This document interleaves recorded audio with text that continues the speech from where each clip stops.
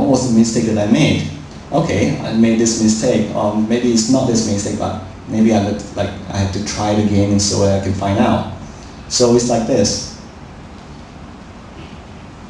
Even as I speak of this, I say, okay, when somebody calls you an idiot and say, well, that's his opinion, and if you get angry about it, then you're suffering, it's your own creation. Well, of course, next time when somebody say that to you, the same thing happens, right? It's not easy to get over it. But then you try to understand. At the time when this anger comes up, you try to just see it as it is and see how actually it's affecting you. Understand the suffering fully. Not trying to distract yourself and look somewhere else and try to turn on the radio and try to listen to something else and look at something else, to just not think about it. That's just trying to run away. But just to watch that unpleasantness that's within you.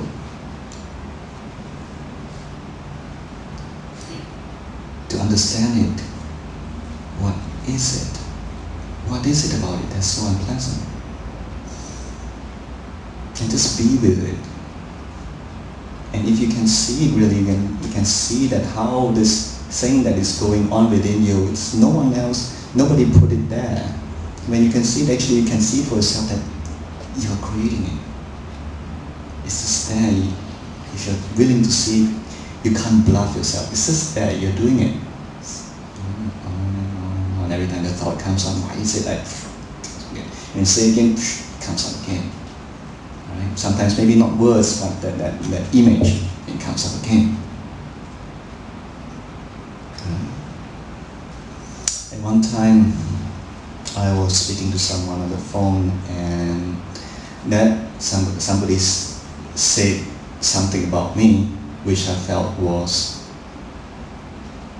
totally invalid.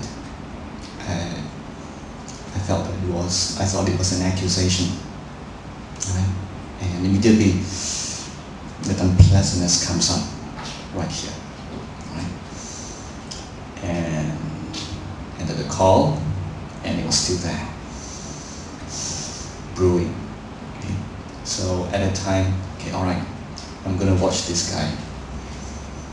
I wasn't really thinking about it much anymore, but then that unpleasantness, it stays. You know, it's like have you watched this movie called What to Bleed, do you know? Right? It talks about, you know, when there's certain emotions, and there's this hypothalamus that's inside your head. It releases its neuropeptides. It runs all over your body, and actually this neuropeptides is not just in the brain. It's elsewhere in the body. You have neuropeptides all over. And when you have this emotion, it comes in, and all these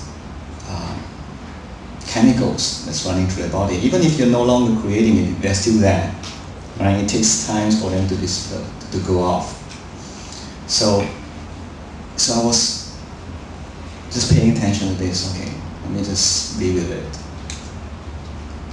And at that time, I thought, well, I'd like to go to the library and get something. So I walked to the library, still paying attention to it.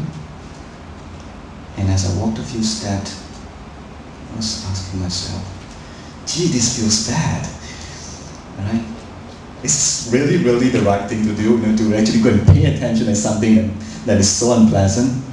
But I had that faith that this is the right thing to do. So I kept with it. And as I allow myself, as I willingly allow myself to willingly just be with it, and suddenly it's just like it's a separate thing now. It's still unpleasant, but it's separate. And when it's unpleasant and it feels separate, it doesn't feel bad anymore. It's still an unpleasant feeling, but it's more just like a sensation, a particular kind of sensation, a certain kind of tightness, a kind of heaviness. And I just let it be, and as I walk along it, it suddenly, it felt like it became too softened, become less and less and less and less. Even when it's very little, I was still watching it. And And later on, what I found was my mind became very, very clear, very bright. Even brighter than before I had that conversation. So, wow, this is great. Because it was a very, very strong thing, object to look at, to observe. And it's, I don't have to try hard to look at it, but just being willing to know it. You don't have to try hard to look for suffering. You just have to be willing to understand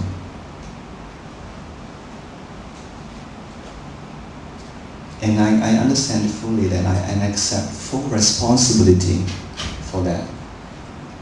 And I did not blame that person for creating, because in truth it's not that person who created it. I did. It's another point for you to bear in mind. Whenever you suffer, every time you suffer, whenever you feel really, really down or angry or whatever, if you continue to blame somebody or something else for it, you can never free yourself from that suffering. Never. Because as long as you keep on blaming, the more unpleasantness, the more suffering that you will create within you. He said that to me, she did that to me. He shouldn't have said that, she shouldn't have done that. How could they do that? How can they not respect me? And on and on and on and on. It is these thoughts, this mental proliferation, papancha in Bali, that is feeding you with more and more of this unpleasantness. But actually, this is all just the working of that ego. Ego is a very, very funny thing.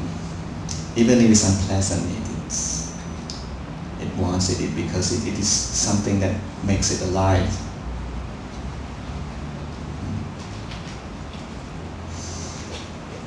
So whenever you suffer,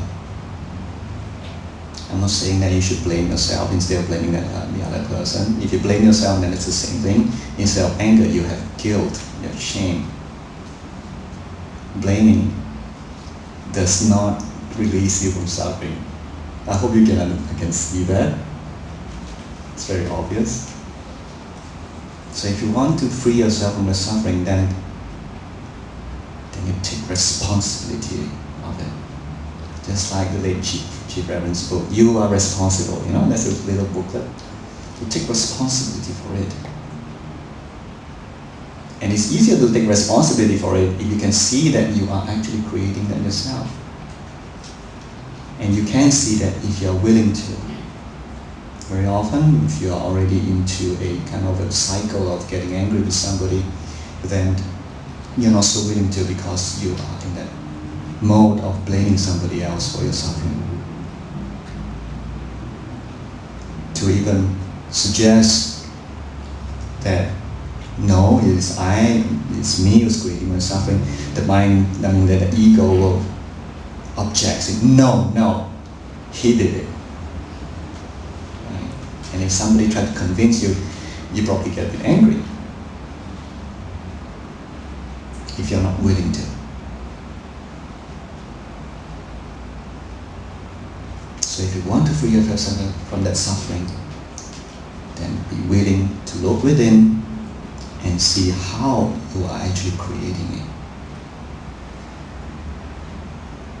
You know, if you still say that there's somebody else is causing my suffering, then it has to take that person to free yourself from the suffering, because that's the cause.